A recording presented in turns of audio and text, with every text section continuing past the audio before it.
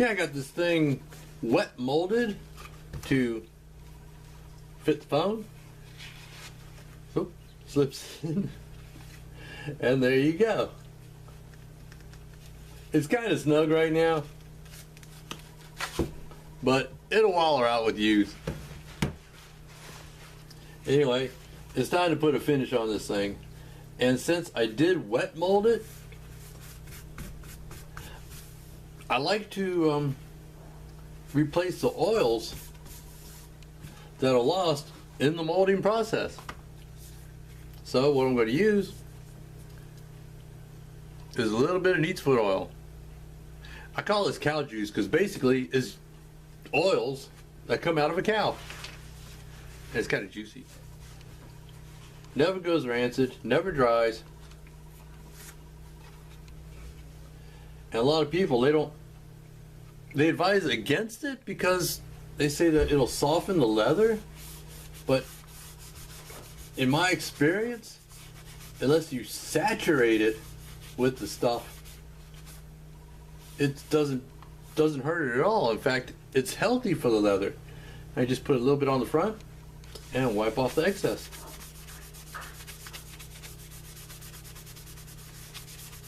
And that's all you really need to do. Do the same for the back.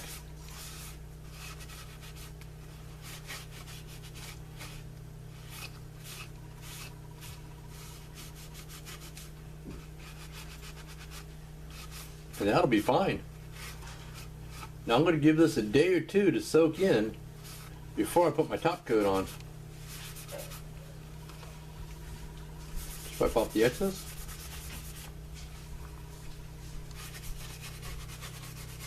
Probably reach up under there with a Q-tip. But anyway, that's the first part.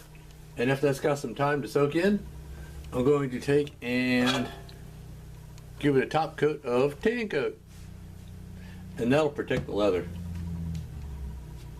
And those edges too. Alright, now that I've let the neat's foot oil, almost forgot what it was called, soak in for a while, it's time to put a top coat on it. And well, like I'm showing you here, I'm using tan coat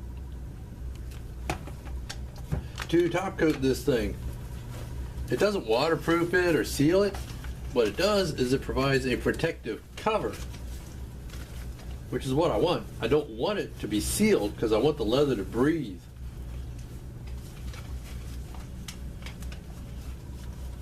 And the way I'm going to do this,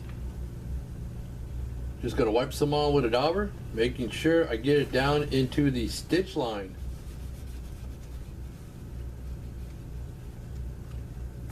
Take a paper towel and just wipe it back off. Well, I don't wipe all of it off, I wipe off the excess. And what that'll do, well, first of all, I'll take off some of the excess dye, but that'll soak into the leather little ways and provide a protective surface. I'll hold by the edges and do the other side.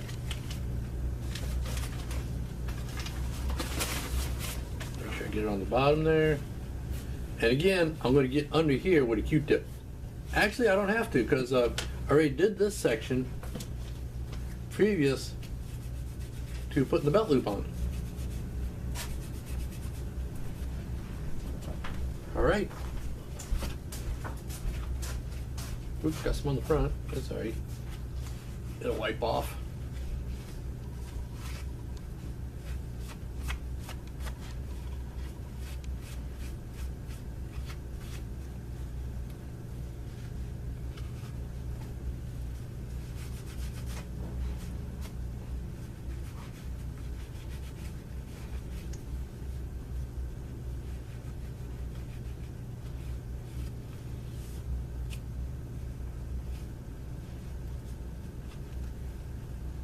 Now the thing about tan coat,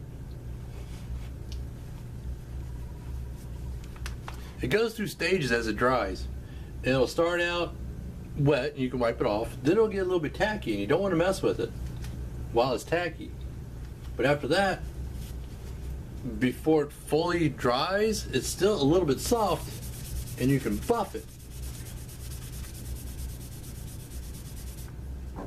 And that usually brings, yeah, there we go. Brings out a nice shine.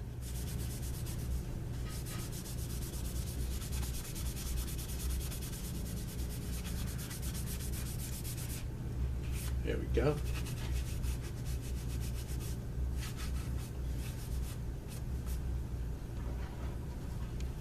I don't buff the backside so much, because you really don't look at the backside. Mostly just front side. Then I'm going to go ahead and go over my edges. As I explained while I was burnishing the edges, gum trag alone won't keep the edges looking good. And I use tan coat on them. I'll do it like this, to help to keep those edges good looking.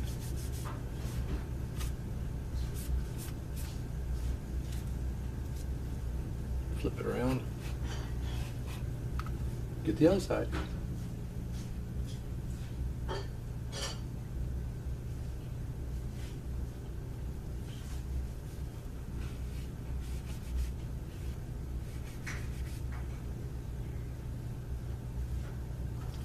Get this.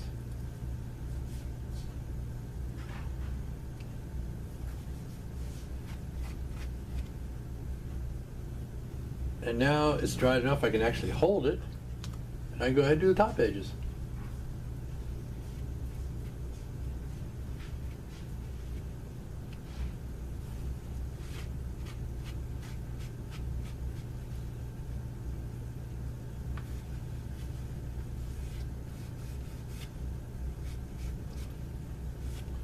And then for drying,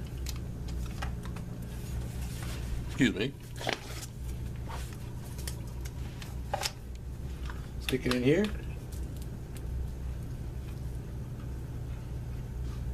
Check those edges again. There we go.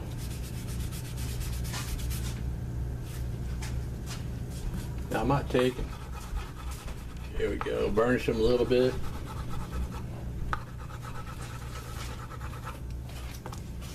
I'll just set it on here for a day or two, let it dry, and then it's off to the next project.